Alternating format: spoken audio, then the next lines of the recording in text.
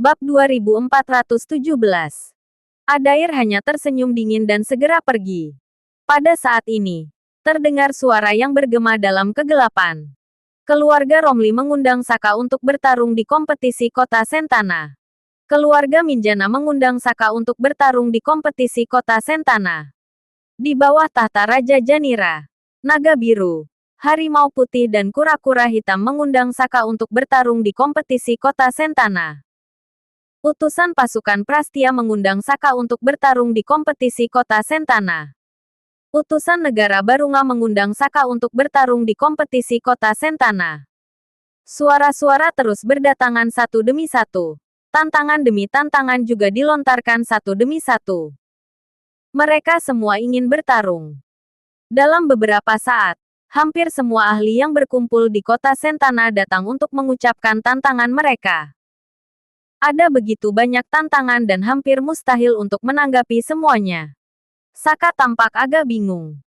Sebelumnya, dia mengira bahwa anak buah Regen sedang mengincarnya. Tetapi bagaimana bisa pasukan Prastia juga ada di sini? Pada saat itu, seseorang datang dengan tergesa-gesa. Itu adalah Lorian. Dia menatap ke arah Saka, tersenyum masam, sambil menyerahkan surat tantangan dan berkata, Lorian dari keluarga Atmaja, ingin menantangmu di kompetisi. Saka menatapnya dengan bingung. Lorian maju sambil berbisik pelan. Kamu sekarang sangat terkenal. Hampir berada di urutan kedua setelah 5 jenius besar. Tetapi tingkatanmu masih rendah. Walaupun kamu membunuh seorang master ilahi tingkat 5, semua orang akan mengira kamu meracuninya. Bukan karena kekuatanmu yang sebenarnya. Jadi, untuk pertarungan pertama semua orang, mereka semua ingin. Setelah mengatakannya, Lorian ragu untuk berbicara. Wajah Davina muram dan dia langsung bergumam. Sudah kuduga. Di mata sebagian orang, ketenaran yang diraih Saka tidak diragukan lagi merupakan batu loncatan yang baik. Lagi pula, ini adalah batu loncatan yang sangat bagus.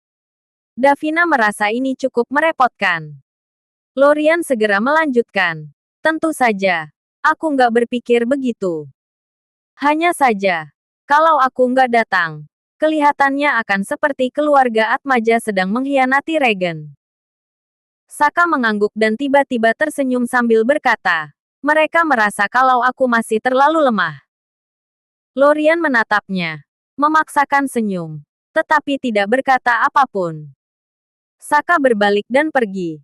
Tersenyum bahagia sambil berkata, mereka semua mengira kalau aku nggak akan bisa bertahan sampai akhir dan bahkan akan tersingkir di babak pertama. Kalau aku mau merebut juara pertama di kompetisi kota Sentana ini, lalu tanyakan pada mereka, apakah mereka sudah membuka mata? Melihat sosok Saka yang pergi, Davina agak tertegun. Setelah beberapa saat, dia tersenyum sambil berkata, dia memang terlihat seperti ahli yang kuat. Lorian melengkungkan bibirnya diam-diam. Dia berpikir bahwa Saka sama sekali bukan ahli. Dia hanya pria bejat.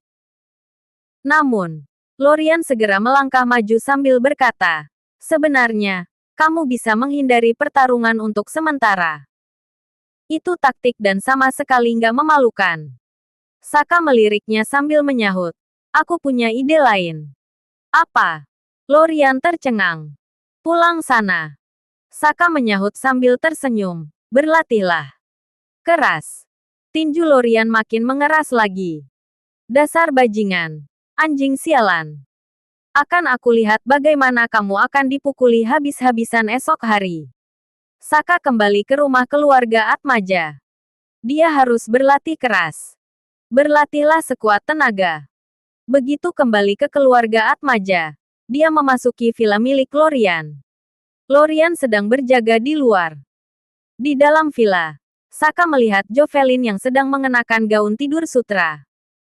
Kulitnya terlihat dan sepasang kakinya yang bersih, tampak panjang dan lebih panjang dari hidupnya. Jovelyn sedang memeluk Kelly sambil menghela napas dan menenangkannya dengan lembut. Mata Kelly menjadi merah, tetapi dia mengerutkan bibirnya dan tidak berkata apa-apa. Sampai Saka akhirnya masuk. Kelly mendongak dan air matanya tiba-tiba jatuh. Akan tetapi, dia memaksakan senyum sedih sambil berkata, "Kak Saka, aku di sini untuk mengucapkan selamat tinggal terakhirku padamu. Besok, aku akan menikahi Adair."